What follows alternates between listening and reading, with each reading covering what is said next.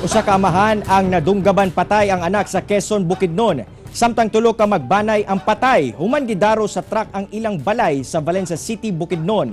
Ano ang report? Patay ang 34 anyos nga si Fortoso Arididon Jr., residente sa Purok 2, Palakapaw, Quezon, Bukidnon. Human kini gidunggab sa iyang amahan nga si Fortoso Arididon Sr. 60 anyos. Sigon sa kapulisan, nga nag-uban pa nga nag-inom ang duha niadtong gabi una. Apan diyang nangahubog, naglalis na kini nga miresulta sa dugoong panghitabo. Gibunalan kuno sa biktima ang sospek og kahoy sa ulo. Apan nakabalos kini pagdunggab tumong mismo sa dughan sa biktima. Hinungdan sa kamatayon ni ini. Kasong Parricide ang gipasaka batok sa sospek. I asked the investigator unsay reaction sa papa. Sad to say murag wala no, niingon lang daw ang mahal, patay man tingali ito kaya igawas man tong tinait, mag-ana lang daw and murag walang pagsisisi no.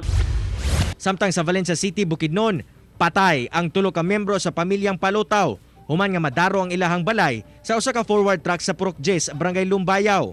Sumala sa driver sa mong truck nga si Alan Yu, nga pag-abot niya sa mong lugar, nawad-an kuno og brake ang truck, hinungdan nga midiretso kini sa balay sa mga biktima.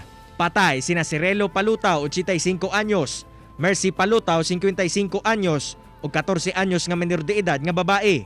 Ang driver ana karon sa kustudiya sa kapulisan.